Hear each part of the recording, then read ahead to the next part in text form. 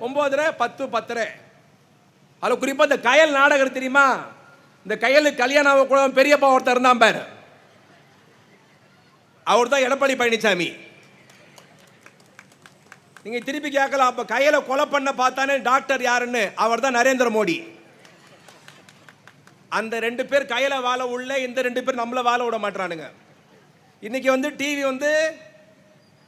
இங்க வந்துட்டோம், நாடகத்தை மிஸ் பண்ணிட்டோம், என்ன ஆகும் ஏதாவும் யாரும் இப்ப கவலைப்படுறது இல்லை. ஏன் தெரியுமா? ஏன் கவலைப்படுறதில்ல சொல்லுங்க? எல்லார் கையிலையும் ஆண்ட்ராய்டு போன் இருக்கு. கூட்டம் முடிச்சு வீட்டுக்கு போனா யூடியூப்ல பார்த்துக்கலாம். அந்த கையில் புருஷருக்கு லோன் கிடைச்சதா கிடைக்கலையா, தொழில் ஆரம்பிச்சானா இல்லையான்னா நான் பார்க்கறான்னு கேட்குறீங்களா? சத்தியமா நான் பார்க்கறதில்ல. என் பொண்டாட்டி சொல்லி நான் கேட்டிருக்கேன். பெரியவர்களே, தாய்மகளே, நாங்கள் கோட்டைக்கு போய் 4 ஆண்டு காலம். இதில் கொடுமை என்னன்னா, இன்னைக்கு மாலை மலர் பத்திரிகையில் எடப்பாடி பழனிசாமி பேசிய பேச்சு வந்திருக்கிறது. இந்த எடப்பாடி மறந்துட்டப்பா, எடப்பாடி நீங்க சொல்லியிருக்கிறார் 2026 அதிமுக ஆட்சியை பிடிக்கும். என்ன பிடிக்குமா? ஆட்சியை பிடிக்குமா? பிடிக்குமா? அது பிடிக்குமா? பிடிக்குமா பிடிக்காதான் நான் சொல்றேன். கரகாட்டக்காரன் படம் பார்த்தீங்களா? பார்த்தீங்களா பார்க்கலையா? எனக்கு உங்களுக்கு ரொம்ப தூரமா இருக்கு, அதனால கம்யூனிகேஷன் குறைபாடா இருக்கு. எல்லாரும் கரகாட்டக்காரன் படம் பார்த்துருப்போம்ல, அந்த காமெடி யாரும் மறந்துருக்க முடியாது. அந்த கரகாட்டக்காரன் படத்தில் ஒரு காமெடி சீன் வரும். என்ன சீன்னா, ஒரு சிகப்பு கலர் காரை செந்திலும் கவுண்டர் பண்ணி தள்ளின்னு போவாங்க. ஞாபகம் வந்துச்சாக்கா? ஓகே. அப்ப ராமராஜ் சொல்வார், அடை என்ன அந்த டப்பா காரை வச்சு மானத்தை வாங்குறீங்க, இது வெத்து தொலைய வேண்டியதானு ராமராஜன் சொல்வாரு. அப்ப கவுண்டர் மணி சொல்வாரு, என்ன தம்பி அப்படி சொல்லிட்ட, இந்த காரை யார் யார் வச்சிருந்தா தெரியுமான்னு பட்டியல் போட்டு இந்த காரை கவர்ச்சி நடிகை சொப்பன சுந்தரி வச்சிருந்ததுன்னு. அப்ப செந்தில் போய் காதல கேட்பாரு, இப்ப சொப்பன சுந்தரி யார் வச்சுனுங்கிறான்ட்டு. அந்த மாதிரி இப்ப அதிமுகவை யார் வச்சுங்கிறான்னு கேபி கந்தனுக்கே தெரியாது. அதிமுகவை யார் வச்சுங்கிறான்னு அதிமுக காரனுக்கே தெரியாது.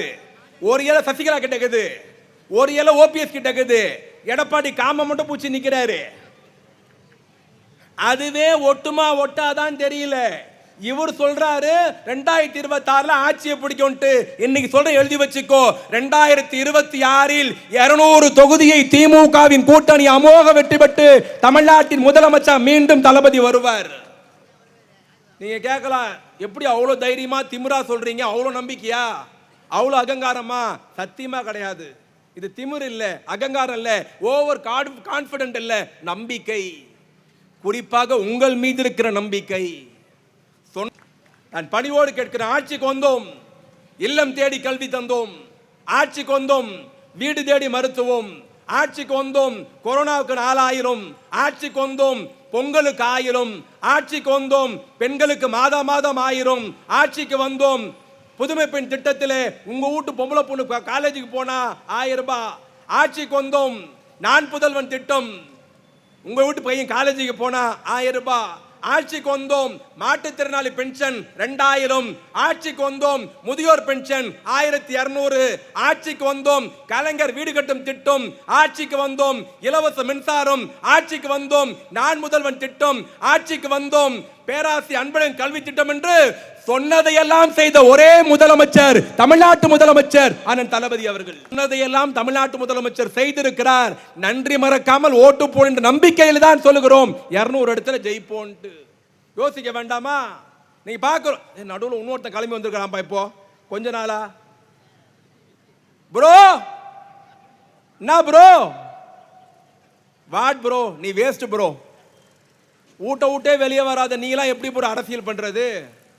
ப்ரோக்கு என்ன பிரச்சனைன்னா, அவர் நேரா வருவாராம், கடந்த கால ஆட்சியை கேள்வி கேட்க மாட்டாராம், எடப்பாடியை திட்ட மாட்டாராம், மோடியை கேள்வி கேட்க மாட்டாராம், விமர்சிக்க மாட்டாராம். அந்த ப்ரோ என்ன பண்ணுவார்னா, நேரா வந்தாருன்னா திமுக மட்டும் தான் கேள்வி கேட்பாராம். அதில் அந்த ப்ரோ கூட பார்த்தீங்கன்னா கட்சி ஆரம்பிச்சு மொத்தமே 3 மாசம் தான் இருக்கு. அந்த 3 மாசத்துல முதல்ல கவுன்சிலரு, எம்எல்ஏ, எதிர்கட்சி தலைவர்லாம் கிடையாதான், நேரா முதலமைச்சர் தானா. இந்த காதல் ஒரு படத்தில் நடிக்கிறதுக்கு ஆள் எடுப்பாங்க, அப்ப கேட்பான், இந்த சைடு ஆக்டர், இந்த அமெரிக்கா மாப்பிள்ள, இந்த வில்ல வேஷம், அப்போ அவர் சொல்லுவார், இல்லை நேராக கதாநாயகி தான் நடிப்பேன். அந்த மாதிரி ஒரு நேராக எடுத்த உடனே முதலமைச்சரை தான் ஆகணுமா. அந்த ப்ரோவை பார்த்து கேட்குறேன், ஐயா எங்களை பார்த்தா உனக்கு எப்படி தெரியுது? நீலாம் தள்ளி விட்டா கீழே விடுறதுக்கு திமுக முருங்க மரமா? நீலாம் கேள்வி கேட்டால் பதில் சொல்றது திமுக கிள்ளு கீரையா? திமுக எவ்வளோ பெரிய, எங்களுக்கு வந்து கேடு காலம் தெரியுமா? எங்களுக்கு வந்த கேடு காலம் அசிங்க அவமானம் மாதிரி இந்திய அரசியல யாருக்குமே வரக்கூடாது. இந்த கட்சிக்கு வயசு என்ன தெரியுமா? 75. இங்க உட்கார்ந்துக்கிறான் விஸ்வநாதன், 40 வருஷம் பொது வாழ்க்கை சொந்தக்காரர். இங்க உட்கார்ந்து இருக்கிறான் மேடவாக்கம் ரவியாக இருந்தாலும் நம்முடைய ஒன்றிய செயலாளர் யாரா எல்லாருமே 30 வருஷம் 35 வருஷம் 25 வருஷம் வரலாறுக்கு சொந்தக்காரங்க. இந்த கட்சி யார் யாரை பார்த்து தெரியுமா? நேத்து ஆரம்பிச்ச கட்சியா? நடிகர் ஆரம்பிச்ச கட்சியா? டான்ஸ் ஆடி வளர்த்த கட்சியா? பிரேக் டான்ஸ் ஆடி வளர்த்த கட்சியா? பயாஸ்கோப் காட்டி வளர்த்த கட்சியா? இல்ல. இந்த கட்சி சாதாரண கட்சி அல்ல. ஜவஹர்லால் நேருல துவங்கி ராஜீவ் காந்தி வரை எல்லோரையும் பார்த்த இயக்கம். நேருவை பார்த்தோம், இந்திரா காந்தியை பார்த்தோம், மொரார்ஜி தேசாயை பார்த்தோம், சரண் சிங்கை பார்த்தோம், வாஜ்பாயை பார்த்தோம், அத்வானியை பார்த்தோம், சந்திரசேகரை பார்த்தோம், குஜராலை பார்த்தோம், ராஜீவ் காந்தி, சஞ்சய் காந்தி, ஐகே குஜரால், தேவகோடா எல்லாரையும் டெல்லியில பார்த்தோம். தமிழ்நாட்டில் பக்தோச்சலத்தை பார்த்தோம், காமராஜரை பார்த்தோம், எம்ஜிஆரை பார்த்தோம், ஜீவாவை பார்த்தோம், கல்யாண சுந்தரை பார்த்தோம், ராமமூர்த்தியை பார்த்தோம், ஜெயலலிதாவை பார்த்தோம், ஜானகியை பார்த்தோம், இவ்வளவு ராஜாஜியை பார்த்தோம். இவ்வளோ பேரை பார்த்து அரசியல் நடத்துனாங்க. இப்போ நான் யாரை பார்த்து நம்ம அரசியல் நடத்துகிறோம்? அணில் குஞ்சு, ஆமை, ஆட்டுக்குட்டி, கரப்பாம்பூச்சி, நாங்களாம் அரசியல் நடத்துகிற ஆளா? இவங்களாம் வெக்கமா இல்லையா? திமுக நேற்று பெய்த மழையில் இன்னைக்கு முளைத்த காலானா எழுதி வைத்துக்கொள். இங்க இவ்வளவு பேர் நிக்கிறான் திமுக தொண்டை. இங்க நிக்கிறவன் யாரும் எல்லாரும் எம்எல்ஏ போறது இல்ல, எல்லாரும் எம்பியாக போறது இல்ல, எல்லாரும் ஊராட்சி மன்ற தலைவர் ஆக போறது இல்ல. எங்களுக்கு இருக்கிற ஒரே கெத்து, செத்தாலும் திமுக கட்சிக்காரராக சாக வேண்டும் ஒரே கெத்து தான்.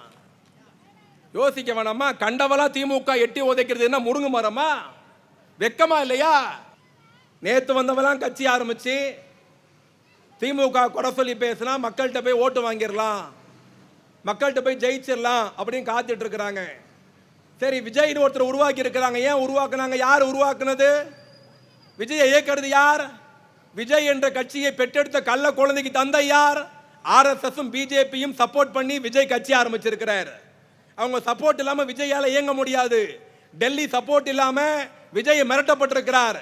சிபிஐ வரும், அமலாக்க பிரிவு வரும், இன்கம் டாக்ஸ் வரும். வேற வழி இல்லாம ஆர்எஸ்எஸ் பெற்றெடுத்த கள்ள குழந்தை தான் நடிகர் விஜயோட கட்சி. நான் பணியோடு கேட்கிறேன், கட்சி ஆரம்பிச்சார், வெளியே வந்தாரா? போராட்டம் நடத்தினாரா? வீதிக்கு வந்தாரா? பொதுக்கூட்டம் பேசினாரா? என்ன நடந்திருக்கு இது வரைக்கும்? வெக்கமா இல்லையா? திமுக பத்தி கேள்வி கேட்கிறார், மோடியை கேள்வி கேட்கிற துணிச்சல் தைரியம் நடிகருக்கு இருக்கா? இன்னைக்கு அதிமுக பிஜேபி திருப்பி கள்ளத்தனமா கூட்டணி, கள்ள கூட்டணின்னு சொன்னோம். இன்னைக்கு அதிகாரப்பூர்வமா ஒன்றா ஆயிட்டாங்க. இன்னைக்கு இவ்வளோ தாய்மார் இருக்கிறீங்க, உங்களுக்கு ஒரே ஒரு விஷயம் சொல்லிட்டு போறேன். அந்த அம்மா இருந்தா பிஜேபி இருந்தா பிஜேபி கூட சேர்ந்துருக்குமா? அந்த அம்மா இருந்தா சேர்ந்துருக்குமா? அந்த அம்மா தேர்தல் பிரச்சாரத்தில் கேட்டது அந்த மோடியா இந்த லேடியா கேட்டது யாரு? அந்த அம்மா. அந்த அம்மா செத்து போச்சு 2016. இவ்வளோ பேர் இருக்கிறீங்க.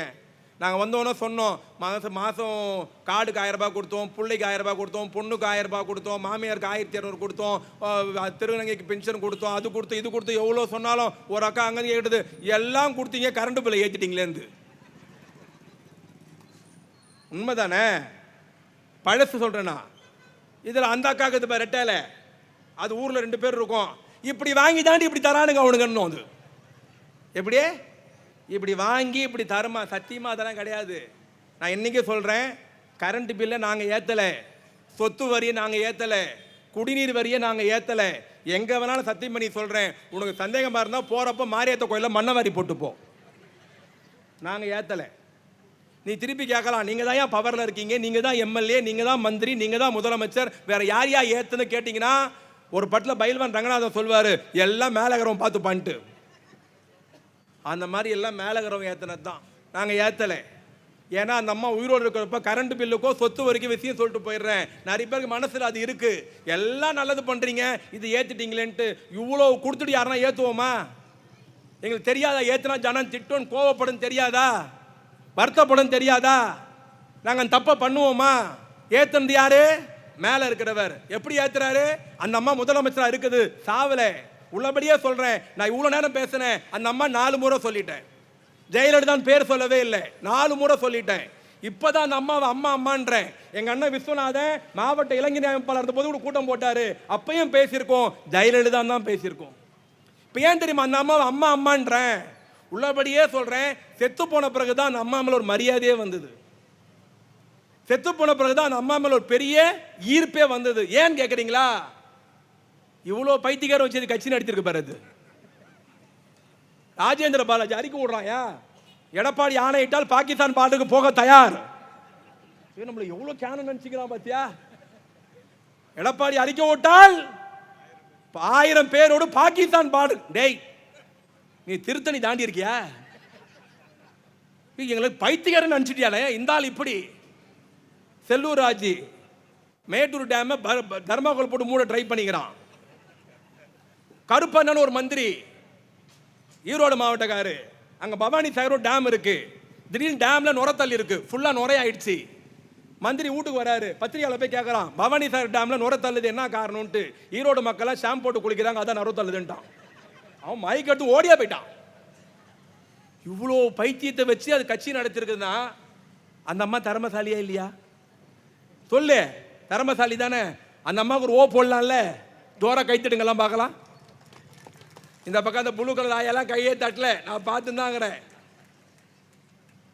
அந்த அம்மா முதலமைச்சர், ஒரு ஃபைல் வருது டெல்லியில இருந்து, அந்த ஃபைலுக்கு பேர் நல்லா எழுதி வச்சுக்கோ. யாரா அதிமுக காரன் வந்து உங்ககிட்ட ஓட்டு கேட்டானா அவன் சட்டையை பிடிச்சி கேளு. அந்த ஃபைல் பேர் உதய் மின் திட்டம். டெல்லியிலேருந்து மோடி கொடுத்து அனுப்புறார். இந்த அம்மா வாங்கி பார்க்குது. அது என்ன, இந்த அம்மா கோவம் ஆயிடுச்சு, கண்ணெல்லாம் சோர்ந்து போயிடுச்சு, ஃபைலை தூக்கி அடிச்சிருது. அதிகாரியில் மிரண்டு போயிட்டாங்க, இன்னும் முதலமைச்சர் இவ்வளோ கோவப்பட்டாங்களே, கண்ணெல்லாம் செவந்து போச்சுன்ட்டு. என்ன ஃபைல் மோடி கொடுத்தாச்சார், எதுக்கு ஜெயலலிதா பார்த்தோம் இவ்வளோ கோவப்படணும், ஏன் தூக்கி அடிச்சதுன்னா அந்த ஃபைல் பேர் உதய் மின் திட்டம். அதில் என்ன எழுதி இருந்ததுன்னா, இனிமேல் தமிழ்நாட்டில் ஃப்ரீ கரண்ட் தரதை நாங்கள் தான் முடிவு பண்ணுவோம், தமிழ்நாட்டில் கரண்ட் பில் ஏற்றுறதை நாங்கள் தான் முடிவு பண்ணுவோம், கரண்ட் பில் ஏற்றுறது இறக்குறது இனிமேல் டெல்லியோடைய பொறுப்பு அப்படின்னு எழுதி இருந்தது. உள்ளபடியே சொல்கிறேன், அந்த அம்மா புடவை தான் கட்டி இருந்தது, ஆனால் ஒரு ஆண்மகனை போல் ஆட்சி நடத்தியதிலே ஜெயலலிதா கேகள் ஜெயலலிதா தான். அந்த அம்மா தூக்கி அடிச்சிருச்சு. என்ன தெரியுமா சொல்லி தூக்கி அடிச்சது? கையெழுத்து போடணுமா? நானா? தமிழ்நாட்டில் கரண்ட் பில் ஏத்தணுமா ஏற்றக்கூடாது நான் தாண்டா முடிவு பண்ணணும், டெல்லியில் இருக்கிற மோடி முடிவு பண்ணக்கூடாது, கையெழுத்து போட மாட்டேன்ட்டு ஆண்மையோடு சொன்ன முதலமைச்சர் மறைந்த முதலமைச்சர் ஜெயலலிதா. அந்த அம்மா செத்து போச்சு. இவனுங்க ஆட்சிக்கு வந்தானுங்க.